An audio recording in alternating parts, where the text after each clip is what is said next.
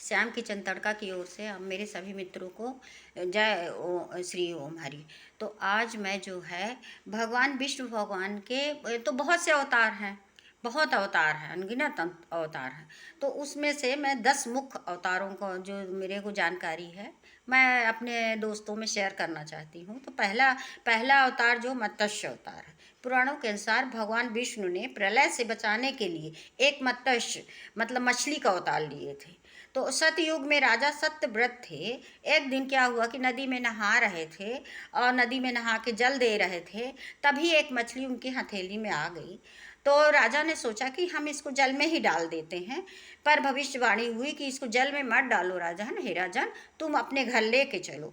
तो वो अपने कमंडल में भर के मछली को ले गए और वो मछली बड़ी बड़ी हो गई। अब कमंडल में ना आया तो जलाशय में डाल दिए अपने वहीं पे। तो फिर एक दिन राजा क्या सोचते हैं कि ये कोई साधारण मछली नहीं है, ये क्या कौन है ये जो है। तो मछली के पास जाके खड़े हुए, विनय पूर्वक प्रणाम किए और कहे कि हे आप, तुम अपना असली रूप दिखाओ भाई मुझे, तुम तो साधारण नहीं लग रही हो, पर तुम मुझे असली रूप दिखाओ। तो भगवान विष्णु भगवान राजा सत्यव्रत के सामने खड़े हो गए और खड़े होकर अपना असली रूप दिखाए। तो बोले कि हे राजन, 7 दिन बाद प्रलय आने वाला है, तो उस प्रलय से बचाने के लिए मैंने मत्स्य अवतार लिया है। तो तुम जब प्रलय आएगा तो सब पृथ्वी डूबती रहेगी, तो मैं तुम्हारे सामने जो है एक नाव, विशाल नाव प्रकट हो जाएगी। तो उस विशाल नाव में सभी ऋषियों, देवताओं और वृक्ष सब सूक्ष्म करके वहाँ तुम बैठ जाना, नाव में बैठा लेना और नाव में बैठा लेना। और रस्सी के रस्सी रहेगी, उस रस्सी तो फिर तुम्हारे नाव के सामने एक बहुत विशाल मछली आ जाएगी, प्रकट हो जाएगी। तो उसमें अपनी नाव को उनके सींग में बांध देना, तो तुम बच जाओगे। नाव जब डगमगाएगी तो उसको बांध देना, तो हम उसको सहारा दे देंगे, तो इस तरह प्रलय से बच जाएगा। तो वो मत्स्य अवतार लिए थे। और दूसरा अवतार कूर्म अवतार, समुद्र में मंथन की सहायता के लिए नागराज वसु की कूटनीतिक के कारण जब राक्षस और जब राक्षस लोग देवताओं को परेशान करने लगे, तो इंद्रदेव भगवान विष्णु भगवान के पास जाते हैं और बोलते हैं, प्रभु ये तो बहुत परेशान कर रहे हैं, तो अब क्या किया जाए। तो भगवान ने कहा कि देखो, ये समुद्र मंथन से ही संभव है, दोनों के साथ में। तो समुद्र मंथन होगा तो मंदराचल जो है मथली वो मथली वो बनेगी, मथनी। और नागराज जो है वासु जो है रस्सी बनेगी। और सब देवता और राक्षस मिलके समुद्र मंथन करो। तो राक्षस था वो, तो फिर मंथन करो तभी संभव है। तो फिर क्या हुआ कि जब मंदराचल पर्वत को उठाने लगे, तो मंदराचल पर्वत उठे ही ना। फिर भगवान विष्णु भगवान ने उठा के समुद्र पे रख दिया। अब समुद्र पे रख तो दिए, पर अब जल में कोई आधार ही नहीं था। तो फिर कच्छ उतार लिया उन्होंने, कच्छ का अवतार लिया।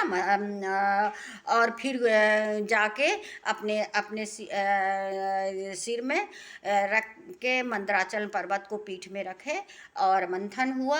और फिर इसकी और कहानी है कि मंथन के बाद फिर राक्षस और देवता जो है दोनों ही वो करने लगे कि हम लेंगे अमृत, हम लेंगे। तो उसमें भी भगवान ने समझाया कि तुम लोग परेशान मत हो, दोनों को ही अमृत पान मिलेगा। तो फिर उन्होंने उसका अवतार ले लिया था, क्या अब मैं भूल रही हूँ। तो फिर उन्होंने भी अवतार लेके फिर सबको मोहित किया, मोहिनी का अवतार लिया और सबको मोहित किया, पर देवताओं को ही अमृत पान कराए थे। और तीसरा अवतार बराह अवतार था, जो दैत्य हिरण्याक्ष ने पृथ्वी को समुद्र में डाल दिया। दैत्य हिरण्याक्ष ने समुद्र को में पृथ्वी को समुद्र में डाल दिया। अब विष्णु भगवान फिर बराह अवतार लेके अंदर गए, डुबकी लगाए और अपने थूथून में पृथ्वी को ले आके बैठाए और धर्म की स्थापना किए भगवान ने। और चौथा अवतार नरसिंह अवतार लिए। दैत्य राजा हिरण्यकश्यप बहुत घमंडी था, आतताई था, और वो अपने राज्य में अपना ही आधिपत्य जमाए रहता था, परेशान करता था, कहता था कि देवताओं की पूजा नहीं होना चाहिए, हम ही सब कुछ है और नहीं करना। तो उसके घर में प्रहलाद पुत्र जन्म हुआ, जिसका नाम प्रहलाद हुआ, उसको पुत्र हुआ। अब जब थोड़ा सा बड़े हुए प्रहलाद, तो हो गया विष्णु भगवान के भक्त, वही तो माया थी भगवान की।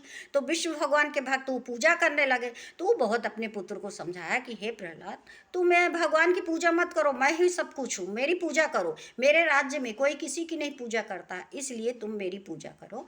पर वो नहीं माने, तो बहुत कई तरह के हथकंडे दिया, पनिशमेंट देता था, दंड देता था, पर भगवान विष्णु बचा लेते थे। एक दिन क्या हुआ कि अपनी बहन को, होलिका को ये वरदान प्राप्त था कि वो किसी से जल नहीं सकती, अग्नि से जल नहीं सकती है। और हिरण्यकश्यप को ये वरदान था कि वो उसको कोई मार ही नहीं सकता, ना वायु व देवता, ना कोई भी मनुष्य, कुछ भी पशु पक्षी, उसकी मृत्यु हो ही नहीं सकती थी। तो इस तरह था, वरदान था। तो अपनी होलिका बहन को बोला कि तुमको तो वरदान मिला हुआ है, तो तुम ऐसा करो, चिता में बैठो, इसको प्रहलाद को गोदी में लेके, पुत्र को मेरे, तो पुत्र तो मर जाएगा प्रहलाद और तुम बच जाओगी। तो ऐसे ही हुआ, पर होलिका जल गई और प्रहलाद बच गए, क्योंकि भगवान विष्णु भगवान ने बचा लिया उनको। तो यही सब ये कथा है। तो कि भगवान जब जब भी धर्म की हानि होती है, धर्म का बहुत धर्मी लोग बढ़ते हैं, अत्याचारी लोग बढ़ते हैं, तब तब भगवान अपना अवतार लेते हैं।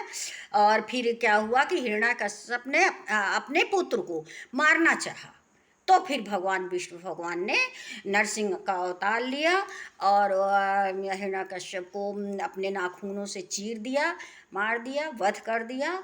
तो इस तरह हिरण्यकश्यप का अवतार, नरसिंह अवतार इस तरह का, इसलिए भगवान ले लिया। अब पांचवा अवतार वामन अवतार, राजा बलि, जो महान अपने आप को कीर्तिमान समझता था, बहुत बहुत बड़ा राजा है, मेरे को कोई भी नहीं, तीनों लोक में आधिपत्य है, तीनों लोगों का स्वामी है। तो भगवान विष्णु भगवान बोले इस घमंडी की परीक्षा लेते हैं, चलो क्या करता है। तो वामन अवतार लिए भगवान, और राजा जब अपने राज्य में बैठा हुआ था सिंहासन पे, तो जाके खड़े हो गए ब्राह्मण देव, बामन ब्राह्मण देव, तो खड़े हो गए। तो वो बोलते हैं राजा बलि कि भाई ब्राह्मण देव क्या चाहते हैं, आप क्या लेंगे। तो बोले हम लेना चाहते हैं भी, कुछ भी मांगना चाहते हैं। तो बोले मांग लो, हम तो तीनों लोग के स्वामी हैं, आपको क्या चाहिए, जहाँ भी जो भी हीरे जवाहरात, जहाँ भी जो भी लेना है आप ले लो। तो बोले हे राजन, मुझे कुछ नहीं चाहिए, सिर्फ 3 पग भूमि चाहिए। तो बोले बस इतना मांगे हो, घमंड यही होता है देखिए, इसलिए किसी चीज़ का घमंड नहीं करना चाहिए, बस इतना ही तुम मांगे हो। तो बोलते हाँ। तो फिर बोले ले लो, जहाँ के भी जमीन जो भी भूमि लेना है जहाँ पे आप ले लीजिए। तो भगवान विष्णु भगवान का अवतार तो है भगवान विष्णु भगवान, तो 2 पग में तो पूरा सब तीनों लोग नाप लिए। तो बोले हे राजा, हे राजन, अब तो कुछ नहीं है तुम्हारे पास, अब मैं कहाँ नापूं। तो बोले कि हे प्रभु, अपना सिर झुकाए, अब बोले लीजिए नाप लीजिए। तो उनके सिर में पैर रखे, फिर इसके बाद खुश हुए, बोले हे राजन, मैं तुम्हारे दान में बहुत खुश हूँ दानी को, तो मैं तुम्हें शूद्र लोक भेज रहा हूँ। और शूद्र लोक का स्वामी बना दिया उन्होंने उनको, शूद्र लोक का स्वामी बना दिए, हो गया। अब वैकुंठ लोक चले गए अपना। अब 6वां अवतार भगवान विष्णु भगवान का श्री राम अवतार हुआ त्रेता युग में। राजा दशरथ के घर माता कौशल्या के कोख से जन्म लिए उन्होंने लिया, और धर्मपरायण रहे, और जो है तो अपने पिता के वचनों को माने, वनवास गए, वनवास के तहत माता सीता का हरण हुआ। और माता सीता का हरण हुआ तो फिर भगवान सीता जी का पता लगाने के लिए लंका गए। लंका में आतताई रावण के यहाँ सीता को रखा गया था, वहाँ जाके रावण से युद्ध किए और रावण का वध किए और सीता जी को वापस लाए। ऐसे कई राक्षसों का उन्होंने वध किया, अपने अयोध्या वापस गए। तो इस तरह का उनका 6वां अवतार था। अब 7वां अवतार, सातवां अवतार, और 7वां अवतार श्री कृष्ण भगवान का अवतार लिए हो। वो पिता वासुदेव और देवकी माता के कोख से कारागार में उनका जन्म हुआ और सभी अधर्मियों का नाश किए। उसके साथ ही अपने उसको मामा कंस का वध किया और सब कुछ धर्मयुक्त है सबका किए। तो श्री कृष्ण अवतार सभी अवतारों में मुख्य अवतार बताया गया, श्रेष्ठ अवतार बताया गया है। अब आठवां भगवान विष्णु भगवान का आठवां अवतार परशुराम अवतार। विष्णु भगवान के अवतारों में से ये अवतार मुख्य है।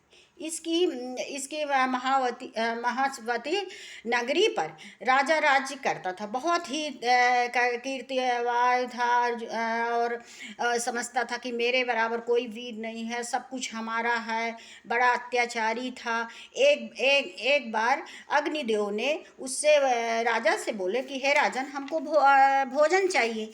तो फिर राजा बोलता है कि ले लीजिए, सब जगह है, जहाँ भी आपको लेना है आप ले लीजिए। तो वो जंगल को जलाना शुरू कर दिए अग्निदेव। तो उसी में दुर्वासा ऋषि तपस्या कर रहे थे। तो उन्होंने श्राप दिया कि हे सहस्त्रवदने, तुम्हारा वध करने के लिए भगवान विष्णु भगवान जो है परशुराम का अवतार लेंगे, परशुराम का अवतार लेंगे और तुम्हारा वध करेंगे। तुम्हारा बस नहीं, सभी ये भी बोले थे कि हे राजन, तुम्हारा बस नहीं सहस्त्रवरी, पूरे क्षत्रियों का नाश होगा। और नौवां अवतार जो है बौद्ध देव का हुआ। बौद्ध धर्म की स्थापना उन्होंने की। गया के समीप एक कीटक नाम के गांव के में ही जन्म हुआ था। उनके पिता बहुत श्रेष्ठ ब्राह्मण थे। उनके यहाँ जन्म लिया और बौद्ध धर्म की स्थापना की। अब भगवान विष्णु भगवान का 10वां अवतार जो है कल्कि अवतार माना गया है, जो सतयुग और कलयुग के साथ में होगा। सतयुग समाप्त होगा, जैसे होगा कलयुग आएगा। कलयुग सतयुग और कलयुग के उसमें जब धर्म की हानि होगी, अधर्म बढ़ेगा, तब कल की अवतार लेंगे।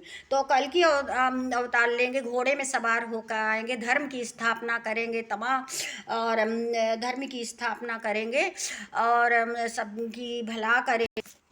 एक कल्कि अवतार 64 कलाओं से युक्त होंगे और उत्तर प्रदेश के मुरादाबाद जिले में संभक नामक गांव में विष्णु ईसा नामक ब्राह्मण के घर इनका जन्म होगा और ये घोड़े में सवार होकर धर्म की स्थापना करेंगे, अधर्मियों का नाश करेंगे।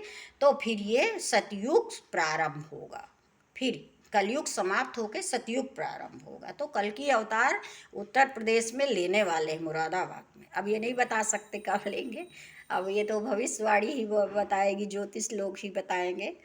बस इतना ही मैं जो भी थोड़ा सा जानती थी भगवान विष्णु भगवान के अवतारों के बारे में, मुख्य 10 अवतार के बारे में, वही मैं आप लोगों से शेयर की हूँ। यदि आपको ये वीडियो पसंद आए तो ज़रूर अपने फ्रेंडों में शेयर करिए और सब्सक्राइब करिए और लाइक करिए प्लीज़।